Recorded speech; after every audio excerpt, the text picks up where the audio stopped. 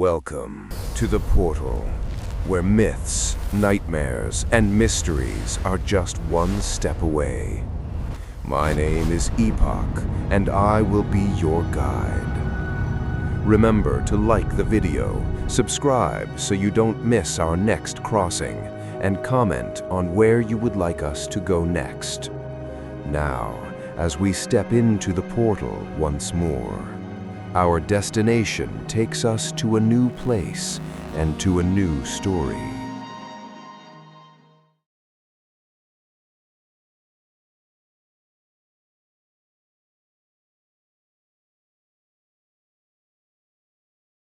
To preserve the light, we must first face the dark. The internal alarm. What if, at some point in history, a predator evolved in a way perfectly designed to hunt us, and we developed an instinct so strong that still remains with us to this day, allowed us to best it? Or did we? Have you ever looked at a doll or a digital face and felt a cold shiver crawl up your spine? It is a feeling you cannot quite name. It is not fear, not exactly. It is a wrongness. Your brain is screaming at you that something is off. The skin is too smooth. The eyes are too glass-like. The movement is just a fraction of a second too slow. In science, they call this the Uncanny Valley. It is the dip in a graph where a human-like object becomes so realistic that it stops being cute and starts being monstrous.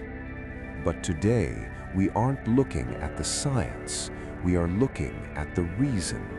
Because if evolution gave you an instinct to fear something that looks human but isn't, it means that at some point in our history, there was a reason to be afraid.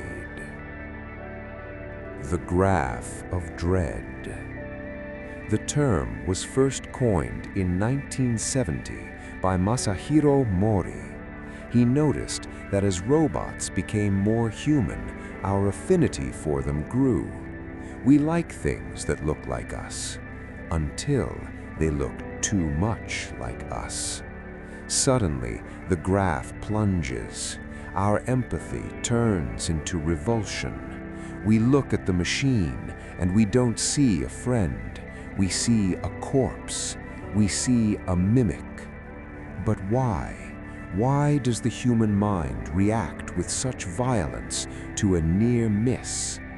Most scientists say it is a disgust response. We see a lack of vitality, and our brain assumes the object is diseased or dead. We are hardwired to avoid the unliving. But there is a darker theory, one that doesn't live in a textbook.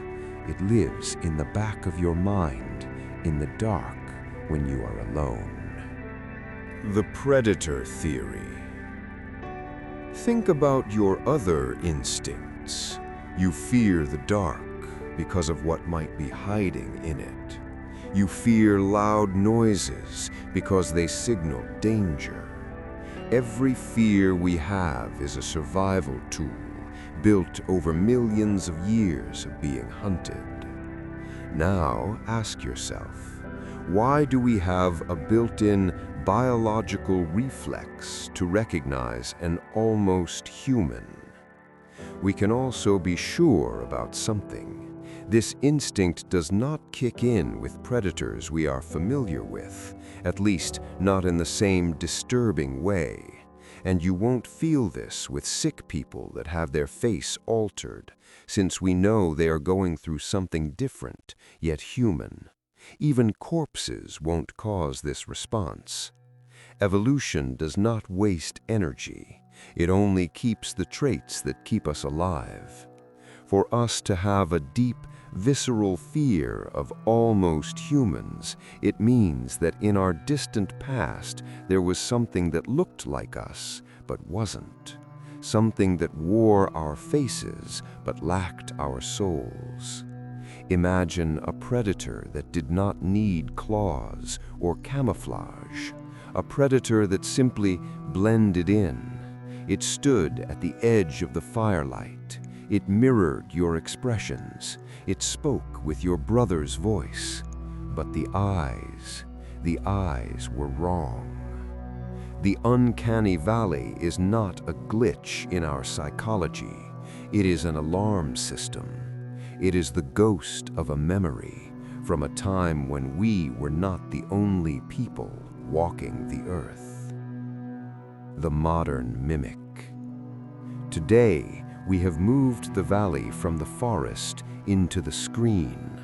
Artificial intelligence, deepfakes, and hyper-realistic androids are closing the gap. We look at an AI-generated face and something feels hollow.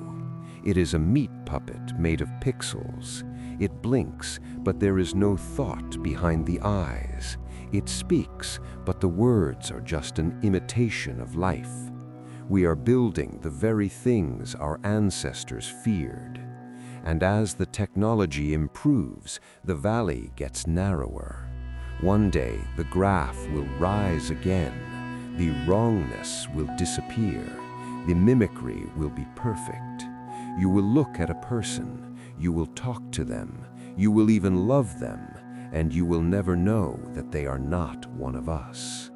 The alarm system will go silent. The uncanny valley will be conquered. And that is when the predator wins. Maybe this instinct dates back to when other hominids walked with our ancestors, when our evolutionary tree had more variants, more species. Maybe one of those variants became a hunter, a predator, and we learned not only to fear them, but to recognize them. Perhaps to have a fighting chance. And it worked. We won the battle against this dark beings. Or did we? Maybe they just blended in. The face in the mirror. Tonight, when you are brushing your teeth or walking down a dark hallway, look closely at the reflections you see. Look at the people passing you on the street. Notice the way they blink. Watch the corners of their mouths when they smile.